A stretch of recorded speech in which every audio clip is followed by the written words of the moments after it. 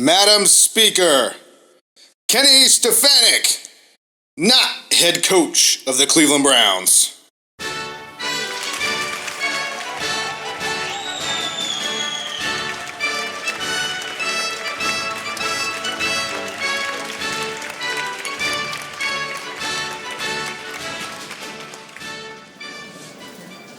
Madam Speaker, Madam Vice President, Jimmy, D, Andrew, that D Podesta fella with all the numbers, distinguished members of our front office, and my fellow Browns fans. Last year really got away from us. This year, frankly, hasn't been much better. But tonight, we meet as Clevelanders, Akronites, Cantonians, but most importantly, as Browns fans, with a duty to one another, to our city, and to our favorite sports team. We've weathered terribly difficult off seasons, this one in particular. The clown show that was the NFL's new disciplinary process and subsequent overruling of Judge Sue L. Robinson's decision by perennial D-bag Commissioner Goodell. We've stood tall through the trial and the tribulation and have tried to make the best of it. After all, even with Deshaun suspended, Andy and I have assembled a carefully curated collection of talent strong enough to make even the Justice League blush. Like Nicholas Jamal Chubb walking untouched into the end zone, the inevitability of another NFL season was upon us. And it started with such optimism in the face of absolute self-inflicted chaos. But we did manage to put away Baker and the fledgling Panthers and a subpar version of that team in Pittsburgh to start the season 2-1. With that one lone loss coming to a now 6-3 Jets team, you have to admit, it feels a little better than it did earlier in the season, am I right? Almost feels like a win, baby! October took us to the brink. Every game feeling like a must-win. Falcons blown. Chargers blown. Patriots beat. Ravens blown. 0-4 shut the door. Costly mistakes. Questionable play calling. It hurts. And that's on me. It's got to get better. And it will. We were in every one of those games until I went and wrecked it. We cannot beat ourselves. And we have to get better. And on Halloween, in prime time, I think we could all see the sea change coming.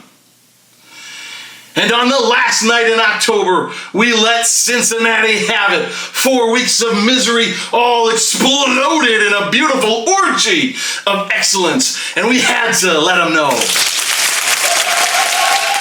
Listen to me when I say we're going to have more orgies.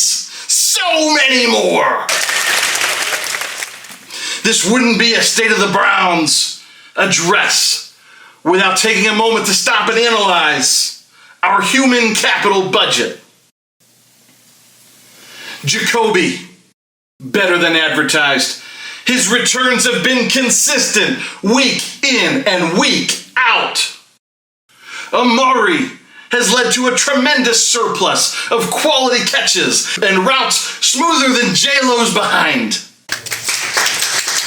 Miles had some trouble navigating corners early on, but thankfully has corrected course and is back to only wrecking quarterbacks. Nick Chubb. I can't even believe this guy is on our team. No, really, I mean, he's clearly the best running back in the game. And I just absolutely forget sometimes that he exists. Somebody ought to get that guy the ball. The offensive line. We've experienced a few key infrastructure changes, but by and large, and those guys are large, they have been instrumental to several important transportation initiatives like road grading and pipe laying, using a sustainable combination of both cuts and chops that have become fundamental building blocks. Machiavelli would be pleased with the accelerated growth of David Njoku that has tight ends justifying the means. Newcomer MJ Emerson has supplemented an already strong strategic air defense system to help lock down the lake, and we anticipate further mitigation of air raid and West Coast assaults under his stewardship. But as is customary, on an occasion such as this, with so little pomp and circumstance, I do want to take a quick moment of silence to honor the fallen. Swagger, you were the goodest boy of all the goodest boys. R.I.P. I hope me and SJ make you proud from far across that rainbow bridge. I'm not going to lie to you. The rest of the schedule sucks. Truly, madly, deeply. It's not going to get any easier. But here's what I do know. There are Browns backers all over this country, from Detroit down to Houston and New York to LA. From sea to shining sea, across the pond and back again, and we're going to fight for them. So on this night, in our 76th year as a sports franchise, I have come to report the state of the Cleveland Browns.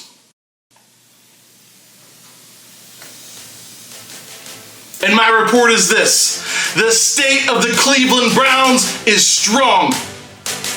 It's strong because you, Browns fans, you are strong. And we are stronger today than we were when Baker was here. And we will be stronger a year from now when Deshaun is our quarterback for a whole season. No offense, Jacoby. Now is our time. Our chance to meet and defeat the remaining teams on our schedule and secure a motherfucking playoff berth. And we will. East Siders, West Siders, one city, one team, the Cleveland freaking Browns. May God bless the land, God bless our troops, our mascots, and God bless the Cleveland Football Browns.